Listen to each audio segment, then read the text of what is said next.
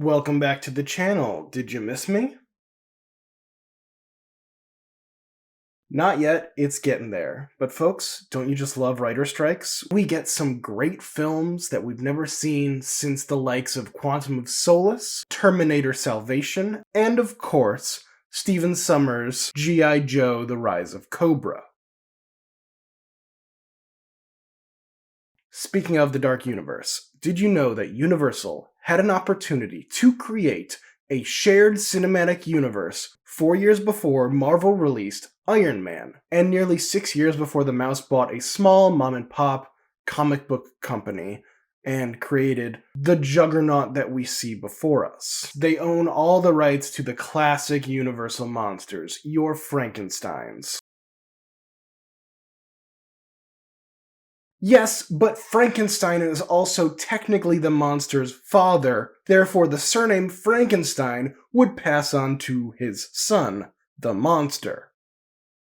And everyone knows what I mean when I say Frankenstein. I'm not talking about the crazy mad scientist doctor, I'm talking about the monster. Those who choose to correct people for calling him Frankenstein and not Frankenstein's monsters, you're not intelligent, you're just smartasses.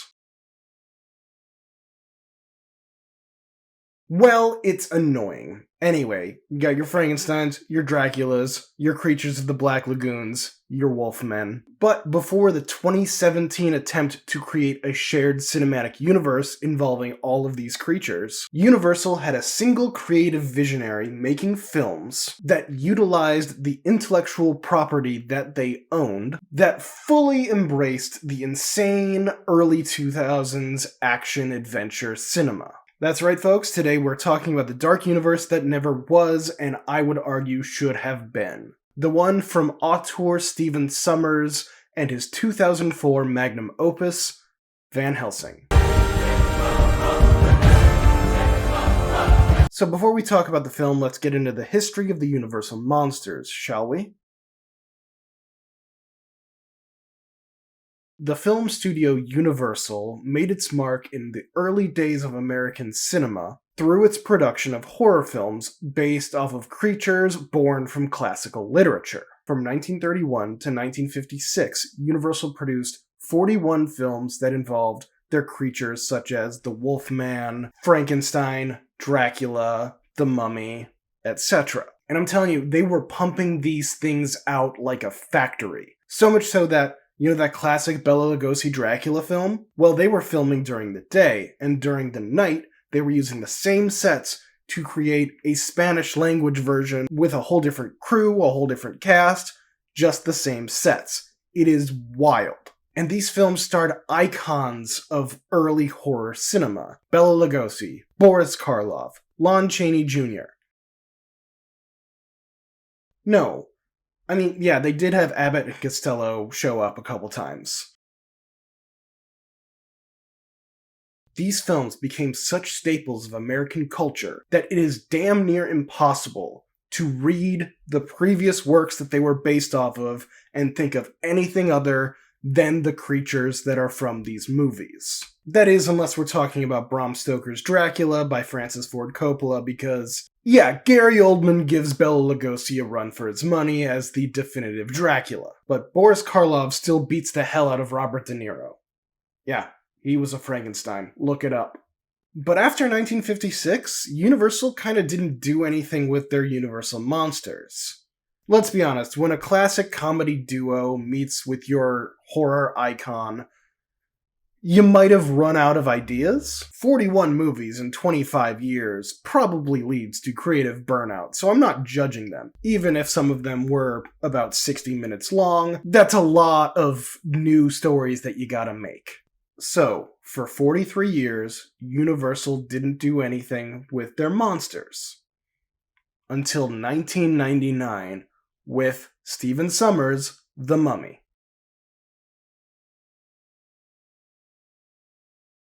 Okay, fine. You want me to go into it? I'll go into it. Universal had been trying to make a new Mummy film since the early 1980s. George Romero, literal creator of zombies. Clive Barker of Hellraiser. Mick Garris of Hocus Pocus. And Joe Dante of The Howling all were attached at one or several points to write and or direct a new Mummy movie. That is until Stephen Sommers was brought on to write and direct the Indiana Jones-esque action-adventure monster movie that we all know and love today. So from 1999 till 2004, Stephen Sommers was in the deep end of the Universal Monsters catalog, with The Mummy Returns in 2001, and 2004's Van Helsing.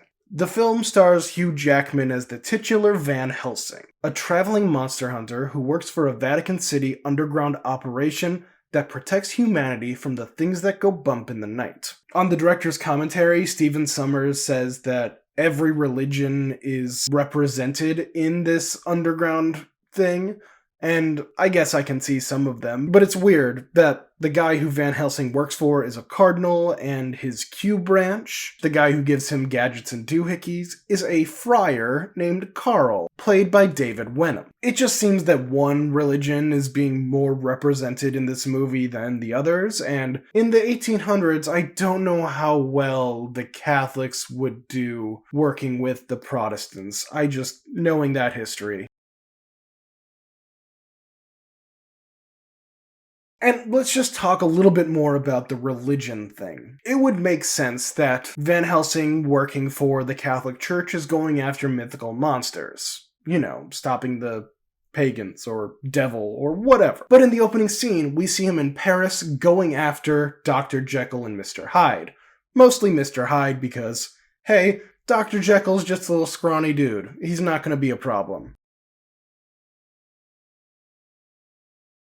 That's not religion, that's science. And Frankenstein is another scientific creation. And Dracula is trying to do science in the movie. Is this movie saying that the only way to live a good life is to embrace religion and throw away science? Did Van Helsing go after Galileo? I guess most vampiric media have that faith-based undertone, and crucifixes are, good to stop them, but I just find that weird. But now that I've mentioned Mr. Hyde, with this movie and the fantastic LXG the year before, when did Mr. Hyde become the Hulk? Mr. Hyde is just a malevolent id of Dr. Jekyll, who does all the evil things that he wishes he could do. He's not some giant monster bashing through cities. Whatever, I remember 2004, and we all loved the 2003 Eric Bana Hulk movie. We had Hulk fever. We had Eric Bana fever, so we loved this.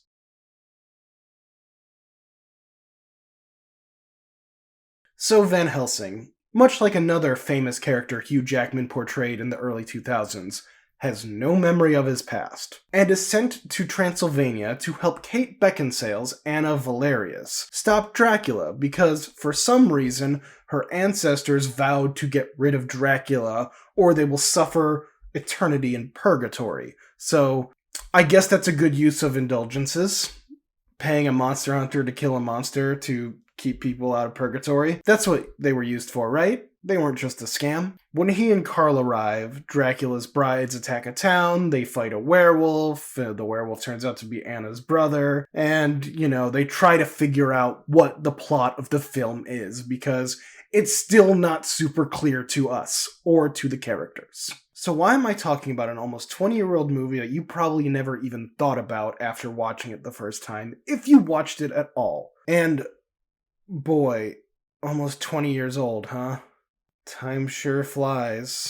But it's fun. It's a good movie, and this is my channel, and I can do what I want. You can't tell me what to do. Make sure you like, share, and subscribe. Do all that stuff.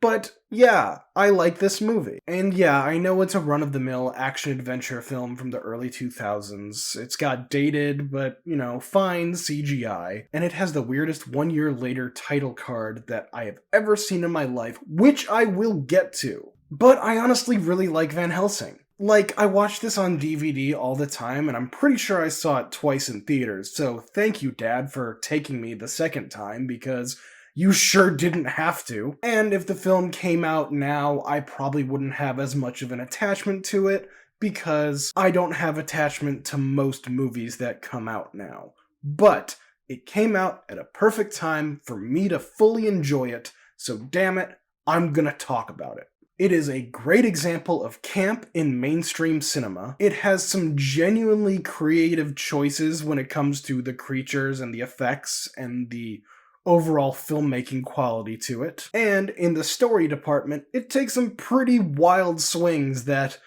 don't always work, but I appreciate. Now, camp is the aesthetic where audiences find the appeal in the irony, theatricality, and stylization of a performance rather than the actual quality of it. It finds its origins heavily in drag culture. Think everything Ryan Murphy has ever done, the Rocky Horror Picture Show, and Uma Thurman in Batman and Robin as great examples of camp. And while many would argue that camp is a low art, it absolutely is not, and I would say that it has a strong legacy in the history of cinema, as some of the greatest characters that we've ever seen on screen are camp. Ursula from The Little Mermaid. Both versions, very camp.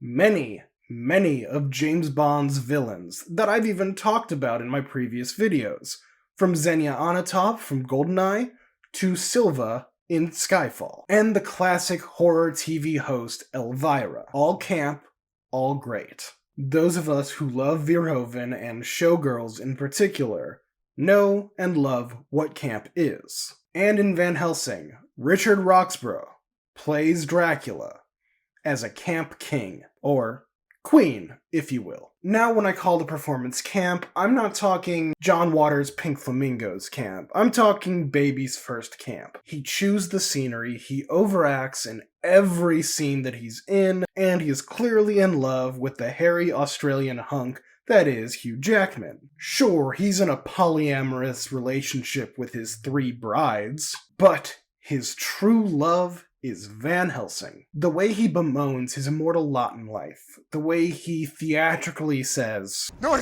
joy, nor sorrow, I am hollow," adds such a unique perspective onto Dracula, a character who has been in cinema since the beginning. Nosferatu, anyone? And it builds on what has come before him, as Dracula has always been a bit camp and extra. In the film Van Helsing, Richard Roxburgh stands on the giants of Bela Lugosi, Christopher Lee, and Gary Oldman as he brings this big screen bloodsucker to a new level for a new millennium. To sing further praise of this 2004 gem, Summers brings some creativity to the design of the film. The opening scene alone is a great way to set the tone and pay respects to what came before. Classic Frankenstein bringing his monster to life. It's filmed in black and white, and it looks like it would feel at home in the classic monster era of the 40s and 50s. But there's also uses of CGI, bringing the modern into the classic and having Dracula be there. It's a fun little homage. Now, does it make sense that there would be a title card that says 1 year later, and then all of a sudden it would be in full color? No. Doesn't make sense. But do I want to see a full black and white version of Van Helsing, like release the Summers cut or whatever the hell? Also no. That would be silly. In a bad way. But do you know what's silly in a good way? The Werewolves. Look, I love werewolf media. What of it? And it's fascinating to me to see the creativity, the number of different ways that people can create humans turning into wolf people. It's just, I love it. It's fantastic. You've got the insane body horror, the slow progression and pain that it looks like it takes in American Werewolf of London. You've got the original, the Wolfman, seeing early versions of in-camera effects. And you've got the pretty solid and creative, if not a little gruesome, transformation that you see in the Netflix show that you can't watch on Netflix anymore, Hemlock Grove. Because this is a PG-13 film, you can't do full body horror. It would be crazy to add that into this action-adventure movie. So what Summers does in the film is actually pretty great. The human essentially sheds his skin and the wolf person explodes out of him, which is, I think, kind of cool. Snake experts, go down to the comments. Tell me if that's how snakes work. I don't know how snakes work. It's a great design choice, and I absolutely love that transformation, even if the werewolf in question looks less of a Wolfman homage than it does a Egyptian god. You can take the director out of the Mummy franchise, but I guess you can't take the Mummy franchise out of the director. And see, Frankenstein is kind of the best part. With all the other characters, Summers kind of leans into action-adventure and less to the source material. I mean, the literary source material, not the film source material, even though he doesn't really deal with the film source material either. But see, what he does with the Frankenstein is he merges the literary source material and the cinematic source material and makes a character totally unique to him. He is well-read and articulate while also being a monster with electricity and the bolts in his neck. And in this way, it kind of makes him the heart of the movie, both in terms of melding the literary and the cinema together, but also because he's a monster, and Van Helsing believes that he still is human. He's not evil, which makes Van Helsing decide that he wants to protect and save this creature rather than destroy it, especially while he himself is turning into a monster. The only gripe I could see of this whole change of the Frankenstein mythos is the fact that Victor Frankenstein seems to like his creature when it wakes up. He isn't repulsed by him, which is kind of Frankenstein's, the Doctor's, defining characteristic in the literary source and the cinema source. But that's only a problem for a few minutes. You know, no big deal. And of course, you gotta love a tribe of Transylvanian townspeople with torches and pitchforks going after a reanimated corpse. It is pure cinema. But what really makes Van Helsing work is the big swings it takes with the story elements. So the plan is to save the Valerius family from eternal damnation in purgatory. Not hell, purgatory, by killing Dracula. That works. And then, some point in the midpoint to third act turning point, Anna is kidnapped by Dracula in order to turn her into becoming one of his brides. That makes sense, especially since they just keep dying off one by one throughout the film. But we find out later in the film that Dracula is an ancestor of Anna, one of the black sheep of the Valerius family. And, sure, that might as well happen.